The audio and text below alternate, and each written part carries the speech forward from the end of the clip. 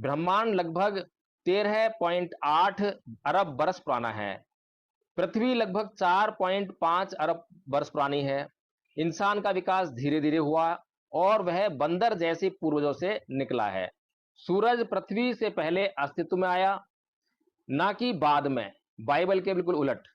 तो बाइबल कहती है कि इंसान पहले दिनों में बना, जबकि विज्ञान कहता है वो लाखों साल के क्रमिक विकास के बाद बना है। ब्रह्मांड की आयु लगभग 13.8 अरब वर्ष और पृथ्वी की आयु करीब 4.54 अरब वर्ष मानी जाती है। ये वैज्ञानिकों का कहना है। अब हम ये समझ सकते हैं कि वे इस उम्र का आकलन कैसे करते हैं, लेकिन अभी के लिए इस दावे पर ही ध्यान दें। बहुत लोग ये सोचते हैं कि बाइबल को भी इन सटीक अंकों से मेल खाना चाहिए, लेकिन ये समझना गलत है। क्यों? क्योंकि बाइबल ने कभी भी ब्रह्मांड या पृथ्वी की उम्र को इन संख्याओं की तरह स्पष्ट रूप से नहीं बताया। जैसा कि पहले कहा गया है, बाइबल कोई वैज्ञानिक किताब नहीं है। इसमें कविता, गीत, चिन्ह और प्रतीक है, और इन सबको हमेशा शाब्दिक रूप से लेना जरूरी नहीं। बाइबल का ध्यान सृष्टिकर्ता और सृष्टि की क्रिया पर है। यही इसका संदेश है। विवरण कैसे, कब, कितने साल, ये तो विज्ञान और इतिहास की खोज से समझे जा सकते हैं। लेकिन बाइबल हमें सिखाती है कि सृष्टि के पीछे का उद्देश्य और अर्थ समझा जाए, न कि केवल ब्रह्मांडीय कैलेंडर बनाया जाए। मान लीजिए मैं पॉइंट से पॉइंट बी तक ड्राइव कर रहा हूं, तो मैं बस इतना कहूंगा, मैं पॉइंट बी जा रहा हूं। कभी कभी पॉइंट का जिक्र भी कर सकता हूं, लेकिन यह हमेशा जरूरी नहीं होता। और हां, मैं हर छोटी छोटी डिटेल, जैसे कब गियर बदला या एक्सेलरेटर दबाया, वो तो बताने नहीं बैठूंगा। ठीक उसी तरह बाइबल हमें सृष्टि के बारे में बताती है, लेकिन हर स्टेप का टेक्निकल ब्यौरा नहीं देती। इसका ध्यान मंजिल पर है, इस बात पर कि परमेश्वर ने सृष्टि की, ना कि इस पर कि हर पल कैसे हुआ। जब हम कहते हैं कि पृथ्वी का सृजन हुआ है, तो बाकी सारे दावे अपने आप कमजोर पड़ जाते हैं या गलत साबित हो जाते हैं। क्यों? क्योंकि सृजनहार वही है जो हर चीज को अस्तित्व में लाने और जैसा चाहे वैसा बनाने की शक्ति रखता है। अगर मैं लोहे से मेज बनाना चाहूं तो बना सकता हूं, और अगर लकड़ी से बनाना चाहूं तो भी बना सकता हूं। यानी सृजनकर्ता अपने अनुसार चीजों को आकार देता है। इसी तरह अरबों साल लगे, या सूरज पहले बना या बाद में, जैसे दावे गलत भी हो सकते हैं। हमने कभी ये नहीं कहा कि सृजनकर्ता ने फिजिक्स के नियमों या किसी बंधे हुए साधन से ही काम किया होगा।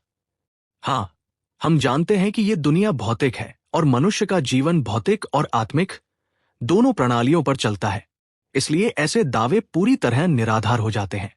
वैसे भी वैज्ञानिक ये पक्के तौर पर नहीं कह सकते कि धरती 4.5 अरब साल पुरानी है। वे केवल अनुमान लगाते हैं और कहते हैं, शायद ऐसा हुआ होगा। इंसान का विकास धीरे-धीरे हुआ और वह बंदर जैसे पूर्वजों से निकला है। सूरज पृथ्वी से पहले अस्तित्व में आया, ना कि बाद में। आप कहना चाहते हैं कि ये कोई फॉर्मूला है जब आप धीरे धीरे विकसित हुआ कहते हैं। अगर ये सच में फॉर्मूला होता तो इसे बार बार दोहराया जा सकता था। लेकिन हकीकत क्या है? जितने भी प्रयोग हुए वे सभी असफल रहे। आज तक एक भी जीवित कोशिका, सेल नहीं बनाई जा सकी, और कोई कोशिका अपने आप कभी बनी ही नहीं। वैज्ञानिक ये पक्का नहीं कह सकते कि क्या हुआ। वे हमेशा कहते हैं, शायद ऐसा हुआ होगा, और अगली बार वे किसी नई थ्योरी के साथ आते हैं। क्यों? क्या सिर्फ इसलिए कि पृथ्वी 4.5 अरब साल पुरानी है? असल में इन विचारों का ज्यादातर आधार वैज्ञानिक विधि नहीं, बल्कि अनुमान है, और अनुमान को वैज्ञानिक तथ्य की तरह पेश किया जाता है। उदाहरण के तौर पर देखें किसी बंदर की हड्डी संरचना कैसे मानव बन गई। पहला मानव या किस्म, वे हड्डियों की संरचना, मस्तिष्क का आकार, हाथ और जबड़े के आकार को लेकर ये कहते हैं। लेकिन सवाल ये उठता है कि क्या ये आकार ये साबित करते हैं कि मानव वाकई बंदरों से इवोल्व हुआ? संभव है कि लूसी जैसी प्राणी सिर्फ चालाक बंदर थी जो पेड़ों पर चढ़ सकती थी, लेकिन यह मानव बनने का प्रमाण नहीं है। एक बार फिर कहता हूं, अगर विकासवाद सच है तो भी बाइबल अपने बिंदु पर कायम रहती है कि एक परमेश्वर है और उसने ये सब बनाया, क्योंकि बाइबल कभी भौतिक नियमों या प्रक्रिया को नकारती नहीं। प्राचीन लोग भी इसे अच्छी तरह समझते थे। यह आज के उन आलोचकों जैसी बात नहीं है जो अक्सर संदर्भ से बाहर जाकर गलतियां निकालने पर ध्यान देते हैं। जहां तक सूरज पहले बना या बाद में, यह बहुत आसान है समझने के लिए। जब हम कहते हैं कि दुनिया बनाई गई, तो उसे बनाने के लिए किसी बाहरी रोशनी की जरूरत ही नहीं थी, क्योंकि सृजनकर्ता स्वयं प्रकाश है। रोशनी केवल सूरज से नहीं आती, आरंभिक उद्देश्यों के लिए अलग स्रोत भी हो सकते हैं। वैसे भी पहले पौधे बनाए गए और फिर सूरज का दृश्य में आना, तो किसे कहेंगे कि फोटोसिंथेसिस के लिए सूरज की जरूरत पहले थी। ध्यान दें, पहले दिन प्रकाश और अंधकार का जिक्र है, भले ही सूरज बाद में प्रकट होते दिखाई देता है। पहले हमें कोई फॉर्मूला चाहिए या फिर यह मान लेना पड़े कि पूरी दुनिया बस रोज रोज आपस में टकराती रही।